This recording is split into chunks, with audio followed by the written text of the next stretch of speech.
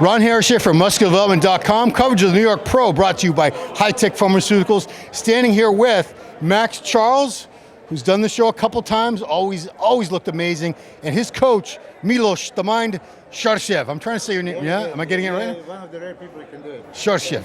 So I know the Arnold's a few months ago, but I want to backtrack. Best conditioning in the Arnold Classic, it was either you or Morgano. You guys looked phenomenal. It was me. It was you. Yeah. I mean, I saw veins on top of veins, and then there was like a vein on top of that vein. Yeah, it was a lot of stuff happening. Would you say that was that's the best I've ever seen? Yeah, without a doubt. Yeah. Because before I've been conditioned, but this time it was a combination of everything. It was condition, fullness, roundness, everything was there. So that was my best package so far. So how did you guys start working together, Milos? Well, I'm a huge fan of his physique. I follow the sport all the time, and I've seen his structure, his shape. So, oh my God, if this guy really brings it, he can actually win Mr. Olympia. I mean, I'm going to go as far to say that, a lot of times people say, okay, you are limited to how far you can go. Hold on a second, what are you looking for? You look for an X-frame, structure, V-taper, crazy abs, striated chest, full shoulders, full arms. Everything is there, right? We need to make a little bit more improvements to be a factor at Olympia. But if you remember, you asked me, before the show what I think, and I told you, listen. I hope he gets a good look. That's what you said. I said like Max Charles is in a crazy condition. I just hope they're going to give him a good look. So there was unexplainable for me. How can somebody like him be completely ignored? They did ignore him, and that's an unfortunate fact, but that's bodybuilding. I know that all the eyes are going to be in him tomorrow, and that he's not going to be overlooked for sure. The thing is, just as you guys know, we went through the crazy phases of coronavirus and cancellation and stuff. We were, thinking of a Boston show. We were thinking of this. So in reality, he didn't have a gym to train in, So in reality, and he didn't really know when, if contest is actually going to be, for sure. So even with this limited preparation, that he didn't have all the factors, best gym and all that stuff. He prepared, and he is bringing, his trademark, the crazy size, crazy shape, and I hope that we're going to match that conditioning. Max, you train at Bevan Steve's Powerhouse Gym, Yes. which was shut down up until a week and a half ago. Yeah. So what have you been doing for training? I mean, I have the machine, the Nobi, so I use that a lot. So because with that one, whatever little weight that I have, that could make like 100 pounds feel like 1,000 pounds. So I was cranking that machine up a lot to be able to maintain what I have. So that's what I had to do. I had to, especially for my legs, I had to find a way to bring them up without not having the right equipment. So that's to me that was actually the hardest part, to bring up the legs and not having a full gym. So everything else I can really make happen. Not with the machine, not that big of a deal. But with the legs part, that's why I was really having a hard time, because I never really had to work so hard. I mean, I had to torture myself. I mean, you didn't have hundreds of pounds to put on your back. You didn't have all that. You had to figure out how to work. 100 pounds to put on your back, is either you can do it or you can't. Now, if you're doing 100 pounds, just 100 pounds, now it's about how many reps you can get, because you can get 1,000 reps, but you might want to quit after 100. Now it's whether okay, I can do more and keep going. It's the mindset that you're gonna have to keep going. That's what makes doing the lighter weight with more reps so much more challenging, because the heavier weight I find it to be easier, because I can be done after 4 or 5 reps and literally cannot move the weight. But with the lighter weight, it's about how determined that I am to keep pushing, because by the time I'm done with that, like literally most of the time I can even eat. I just go right to sleep. Yeah. Mishko, coaching it's challenging enough. Yes. When you know when the contest is and your athletes can go to the gym and there's nothing to slow them down. Yes. How challenging was it as a coach when his shows, the dates kept getting moved, the gyms were closed, there was just a lot of obstacles? Yeah, well, we are not the only ones, but to say plain and simply, it is not fair if you took that some bodybuilders have a complete access to the gym, and then somebody like Max, had to improvise in a garage, and so even with the disadvantage that he had, he achieved what you're going to see tomorrow. But as far as going into the show, we discussed many times. He said, Milos, are you sure it's going to happen? Because we were hoping for that Boston show and try to plan. And you know very well how many things have to go just right for preparation. You have to be on certain diet and certain protocols, and then you're ready, and then they say, okay, sorry, it's canceled.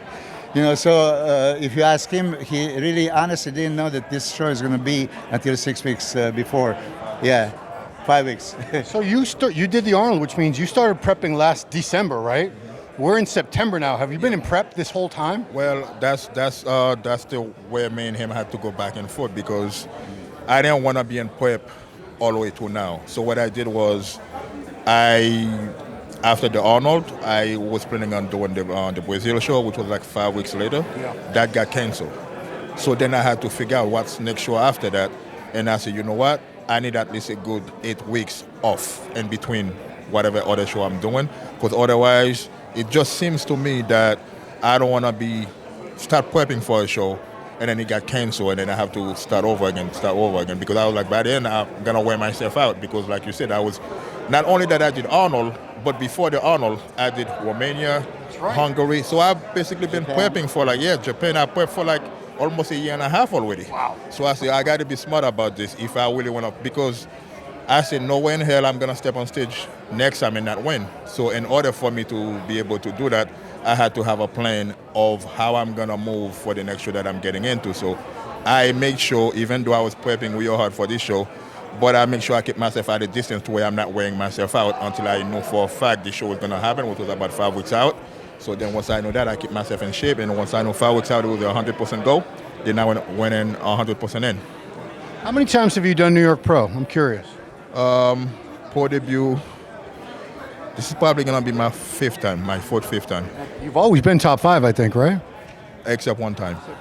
Yeah. So how important is it for you to win this? Because Jella Rosa, Juan Morel, they've told me, to the New York guys, this is like your Olympia. You all want to win New York Pro, because this, when you're starting out as kids, this is like a lot of times the first pro show you've ever been to. It's Exactly. you guys all train for this. It's your title. So how important is it? I mean, that's definitely the right description for it, because when you first started bodybuilding, that's one of the first show that you're sitting in the audience and you're watching. I mean, one of my first New York Pro, I watched Kai Green on stage, killing it. So becoming a pro, of course, you want one day to be, doing exactly the same thing. So doing New York Pro for me, I always visualize all the time I used to sit in the audience and the kind of show that I used to see and all the athletes that I used to see up there. Now I feel like I'm one of them and I want to be the last man standing, just like Kai Green was the last man standing. So to me, yes, it's definitely like the Olympia for me, because it goes way back to that first feeling that when you first fall in love with bodybuilding. Milos, again, he looked so good at the Arnold Classic. As a coach, I know you want to improve. You want him to be better than the best. When you look at him at the Arnold, what could you possibly improve on from that for this show? To be absolutely perfect, he would need just a little bit more sweep to the thighs, and we are working on it. And you see already the difference. I mean, we're planning basically to take this show, qualify for Olympia, and then work big time for 15 weeks, and be at absolute best at Olympia, being actually contender. You see, that's one of the things that people don't realize. Back in the 90s, Ronnie Coleman was 9th, 1997, and then nobody really considered him being a major contender, and then 98 he won. The way I see Maxx Charles, he has everything. I mean, if you know bodybuilding and you appreciate physiques, you look at one glance at his look, he lifts his arms are phenomenal. He puts arms down, shoulders, chest is crazy. V-taper, everything is there. He can get in this crazy condition, right? So is anybody really outsizing him? I don't. It's maybe Big Ramy that has more size, but put them next to each other, and then you can explore, who is better. So I really think this is a scenario is going to happen. That he qualifies for Olympia, and then he has 15 more weeks, and then make a commitment, because right now we didn't know if New York is going to happen until like 5 weeks out. So with the 15 weeks preparation, I think that he's going to be on another planet. I've seen Milos on video. I've trained guys like Hide Yamagishi, Sergio Oliva Jr. Have you been trained by Milos yet?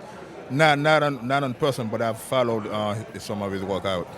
The legs, the superset. I think I've done his workout before I started working with him. Yeah, I saw that it was interesting. It was just happening from one thing to another. I was like, I'm bored today. I think I'm gonna try this. So yeah. Yeah, we talk about not being outsized. Aren't you about 260, 270? Yeah, like usually around 270. That's one of the, if not the biggest guy in the show, I don't know who is. Yeah, exactly. So they don't really talk about width, thickness, size, shape, separation, conditioning, dryness, all these combinations. So that's why I said initially when I didn't work with him, and every time I see him compete, like, God damn, this guy, Maxx can be, something else. And I really think that this time they're not going to overlook him. They're going to give him a chance. And then hopefully after this, we go for Olympia, full blazing, 100% on. One show at a time. New York Pro, I know you want to win this. You've been top 2, 3, 4, 5 in this show. Yeah. I've seen you come close to winning this show many, many times. So I really hope this is your day. Yeah, some of my best look I've got to the New York stage. So I always look good at the New York stage. Last question for you. I know you're a New Yorker. You want to win the New York Pro in New York, but is it still pretty cool that there is a New York Pro, even if it's in Florida? I don't care if it was in Mars. I just want to bring it. It's not really where I want to get it. It's where I'm going to bring it back to. I'm going to bring it back to New York. Great answer. All right. It's been a rough year, so we got to appreciate whatever we have. Yeah, I want to say thank you. I appreciate, everyone should give special appreciation to any athletes that are competing in this show and all the pro shows, because it would be very easy to just say, nah, I'm skipping this year. I'll come back when everything's fine. But to do this, to prepare for a contest and not know when the contest is and the date gets changed and gyms are closed, that takes a lot of extra dedication that I've never seen in any athletes in any other sport have to go through this, what you guys are going through. Us in bodybuilding, we have that fire. Like when you don't have the gym, you don't have the competition, you feel like that fire is going out and then you feel different. So you want that fire to keep burning. And once that fire keep burning, whatever you're going to do, you're going to jump into whatever stage you can. I know that's the case for me because that's what I do. I'm a bodybuilder. I compete. So I have to compete. Well, guys, noon tomorrow, you will see Maxx Charles on stage going for the open bodybuilding title, New York Pro. Wishing you the best of luck. He looks phenomenal. He's got a great coach, the mind. Come on now. It doesn't get better than that, does it? So we'll see you guys next time here at musculardevelopment.com.